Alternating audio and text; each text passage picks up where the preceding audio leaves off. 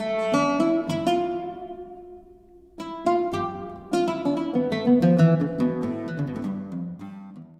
cara memakai mukena dalam sholat. Assalamualaikum warahmatullahi wabarakatuh. Sahabat muslim hafizakumullah. Menutup aurat merupakan sebuah kewajiban bagi setiap muslim, baik di dalam sholat maupun di luar sholat. Bahkan, menutup aurat menjadi salah satu syarat sah sholat. Aurat wanita di dalam sholat adalah semua tubuhnya kecuali wajah dan kedua telapak tangannya. Dalam salah satu hadis, Rasulullah Shallallahu Alaihi Wasallam bersabda, "La yaqbalullahu sholata haidin illa bi khimarin." Artinya, Allah tidak menerima sholat seseorang yang telah mencapai usia haid atau telah balik tanpa khimar atau penutup aurat. Hadis riwayat Abu Dawud. Dalam hasanah budaya Nusantara, para wanita muslimah memiliki tradisi pakaian khusus untuk sholat yang biasa disebut dengan nama mukena atau rukuh atau telekung.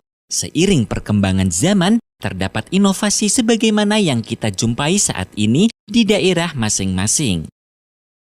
Kesalahan dalam menutup aurat bisa mengakibatkan sholat seseorang tidak sah. Berikut ini tata cara menggunakan mukena yang wajib diperhatikan para muslimah ketika akan melaksanakan sholat. 1. Batasan aurat wanita dalam sholat. Aurat wanita adalah semua anggota tubuhnya kecuali wajah dan kedua telapak tangan.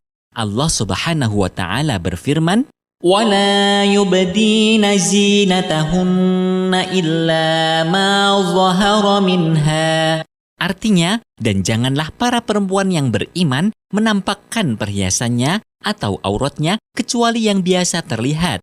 Al-Quran Surah An-Nur ayat 31. Imam Ibnu Abbas menyebutkan makna dari yang biasa terlihat adalah wajah dan telapak tangan, karena dalam kesempatan yang lain Rasulullah Shallallahu Alaihi Wasallam pernah melarang para wanita yang sedang berihram menggunakan cadar dan sarung tangan. Dengan demikian, apabila wajah dan telapak tangan termasuk aurat dalam sholat, maka tentunya Rasulullah tidak akan memberikan larangan tersebut.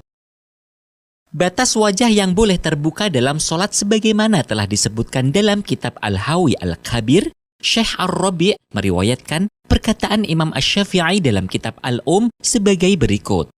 Haddul wajhi min qasas asy-sya'ri wa usulil udhunaini ila ma aqbala min adz-dzaqani wal lahyaini. Artinya, batas wajah adalah dari tempat tumbuhnya rambut dan pangkal dua telinga hingga bagian depan dari dagu dan dua tulang rahang bawah. Batas atas dari wajah adalah tempat tumbuhnya rambut manusia normal. Batas bawah adalah ujung dagu dan rahang kanan kiri, sedangkan batas samping kanan kiri telinga bagian luar depan atau biasa disebut sebagai tragus. Untuk menutup aurat bagian wajah sesuai dengan batas-batas yang telah ditentukan tersebut, tidak akan bisa sempurna jika tanpa menutup sebagian kecil dari wajah. Oleh karena itu, menutup sebagian kecil dari wajah hukumnya adalah wajib. Hal ini masuk kategori dalam kaidah. Ma la yatimul wajibu illa bihi fahuwa wajibun. Sebuah kewajiban yang tidak bisa sempurna kecuali dengan suatu hal. Maka sesuatu hal sebagai pelengkap kewajiban tersebut hukumnya menjadi wajib. Dengan kaidah ini, menutup sebagian wajah baik bagian atas, bawah, kanan, dan kiri hukumnya adalah wajib. Nah, sahabat muslimah, menurut ilmu fikih, anggota tubuh di bawah dagu dan rahang tidak dinamakan dengan wajah, namun masuk kategori sebagai leher. Sedangkan sebagaimana kita ketahui, leher merupakan aurat yang wajib ditutup dalam sholat. Apabila leher terlihat walaupun sedikit, sholat seseorang bisa menjadi tidak sah.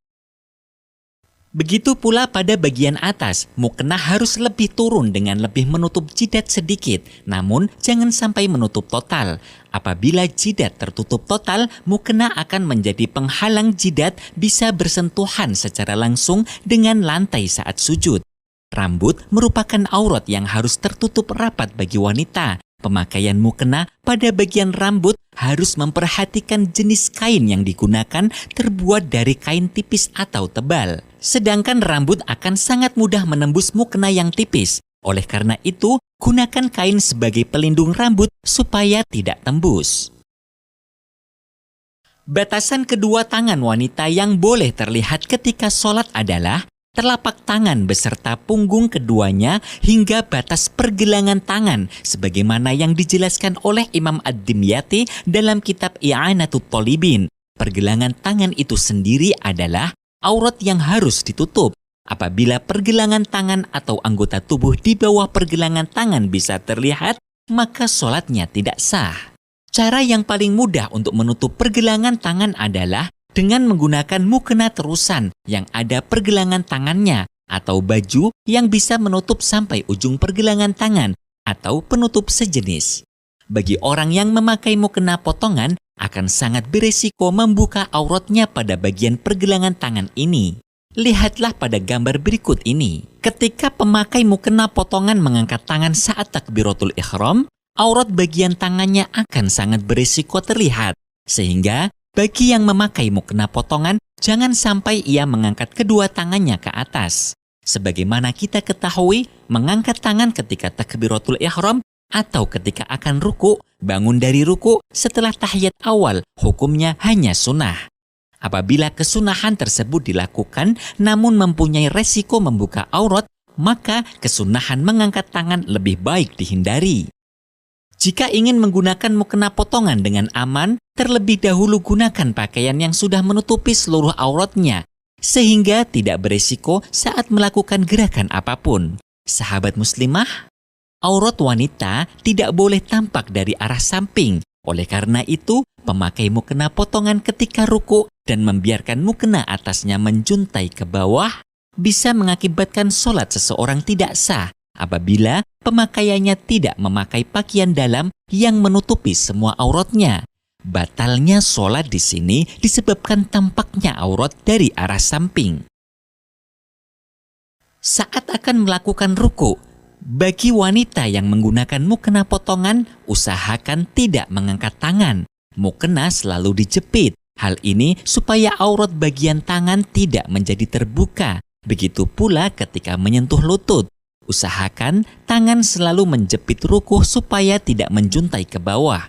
Nah, sahabat muslimah, aurat yang terkadang terlewatkan dari perhatian adalah bagian kaki. Kaki adalah aurat bagian wanita. Apabila kaki sampai terbuka, sholatnya menjadi batal. Selanjutnya adalah mukena yang terbuat dari kain tipis. Banyak mukena yang beredar terbuat dari bahan tipis dengan tujuan supaya tidak panas dan nyaman saat digunakan. Kain tipis yang sampai mengakibatkan transparan sehingga warna kulit wanita menjadi terlihat menjadikan sholatnya tidak sah. Syekh Zainuddin Ahmad bin Abdul Aziz Al-Malyabari dalam kitab Fathul Mu'in Dar Ibnu Hazm Juz 2 halaman 86 menjelaskan, menutup aurat harus dengan sesuatu yang tidak menyifatkan warna kulit dari jarak normal bagi orang yang ngobrol, berbincang berhadap-hadapan kurang lebih 1,5 meter. Saat membeli mukena, fokuskan membeli mukena yang aman dari tersingkapnya aurat. Mukena dengan model terusan akan lebih aman dibandingkan mukena potongan. Pilihlah mukena yang mempunyai ukuran wajah tepat, tidak terlalu longgar. Lubang wajah yang terlalu lebar bisa mengakibatkan bagian leher terlihat. Begitu pula pada pergelangan tangan, jika terlalu longgar akan beresiko melorot ke bawah sehingga aurat bisa terbuka secara tiba-tiba. Lubang yang terlalu besar menjadikan terlihat dari sela-sela mukena tersebut. Gunakan tali pengait mukena di sela-sela jari supaya mukena tidak turun ke bawah. Pada bagian bawah, jika mukena terlalu kecil kurang menjuntai ke bawah, bisa mengakibatkan tersingkapnya kaki saat sujud. Nah, demikianlah beberapa poin dan tips penting dalam mengenakan mukena. Wallahu a'lam, semoga Allah menerima semua amal ibadah kita. Amin ya rabbal alamin. Wassalamualaikum warahmatullahi wabarakatuh.